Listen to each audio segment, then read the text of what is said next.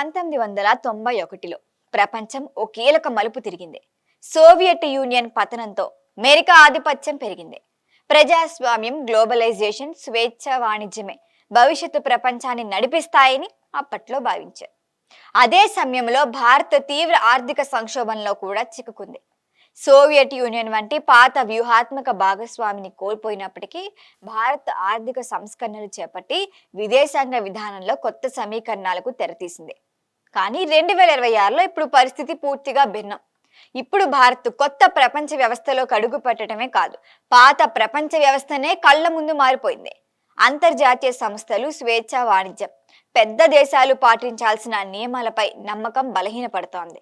ముఖ్యంగా అమెరికా అధ్యక్షుడు ట్రంప్ విధానాలు ముందు అమెరికా ప్రయోజనాలు, దాని తర్వాత ప్రపంచ ప్రయోజనాలు అనే ధోరణి మరింత స్పష్టంగా చూపిస్తున్నారు. దీంతో అమెరికాపై ఆధారపడటం భారత్కు ఎంతవరకు సురక్షితం అనే ప్రశ్న ఇప్పుడు తెరపైకి వస్తోంది. చైనాను ఎదుర్కోవడంలో భారత్ను అమెరికా కీలక భాగస్వామిగా చూసింది. క్వాడ్, ఇండో పసిఫిక్ వంటి వేదికల్లో రెండు దేశాల సహకారం పెరిగింది. అయితే రష్యాతో భారత్ కొనసాగిస్తున్న సంబంధాలు, స్వతంత్ర విదేశాంగ విధానం వాషింగ్టన్లోని కొందరికి అసంతృప్తిని కలిగిస్తున్నాయి. అమెరికా వైపు పూర్తిగా నిలబడకుండా తన ప్రయోజనాలకు అనుగుణంగా నిర్ణయాలు తీసుకోవటం భారత్కు సాధ్యమైన వ్యూహం. అదే సమయంలో భారత్ ముందున్న మరొక పెద్ద సవాలు పశ్చిమాసియా. ఇరాన్తో చారిత్రక సంబంధాలు, గల్ఫ్ దేశాలతో ఇంధన వాణిజ్య బంధాలు, ఇజ్రాయెల్తో రక్షణ సహకారం, ఇవన్నీ సమతుల్యం చేయాల్సిన అవసరం భారత్కుంది. ముఖ్యంగా హర్ముజ్ జలసంధి వంటి కీలక మార్గాల విషయంలో భారత్కు స్థిరమైన దౌత్య సంబంధాలు అత్యవసరం.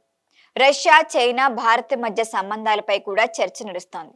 మోదీ, పుతిన్, జిన్పింగ్ కలిసి కనిపించే దృశ్యాలు చర్చకొస్తున్నప్పటికీ భారత్ పూర్తిగా అటు రష్యా శిబిరంలోకి వెళ్ళట్లా, ఇటు చైనా శిబిరంలోకి వెళ్లటం అంత సులభం కాదు. చైనాతో సరిహద్దు వివాదాలు, వ్యూహాత్మక అనుబంధాలు భారత్ను అప్రమత్తంగా ఉండేలా చేస్తున్నాయి. మరోవైపు దక్షిణాసియాలో పరిస్థితులు కూడా మారుతున్నాయి. మాల్దీవుల్లో ఇండియా అవుట్ తరహా రాజకీయాలు, బంగ్లాదేశ్లో అధికార మార్పులు, పాకిస్తాన్, చైనా ప్రభావం, ఇవన్నీ భారత్కి కొత్త సవాళ్లు తెచ్చిపెడుతున్నాయి. అయితే భౌగోళికంగా, ఆర్థికంగా భారత్ను పూర్తిగా పక్కన పెట్టడం పొరుగు దేశాలకి కూడా అంత సులభం కాదు. అందుకే భారత్కి ఇప్పుడు అవసరమైంది ఒకే దేశంపై ఆధారపడే విదేశాంగ విధానం కాదు, బహుళ భాగస్వామ్యాల ఊహం.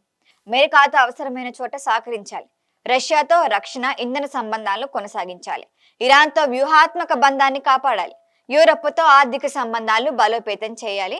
చైనా విషయంలో మాత్రం పోటీ, అప్రమత్తత రెండు కూడా భారత్ కొనసాగించాలి.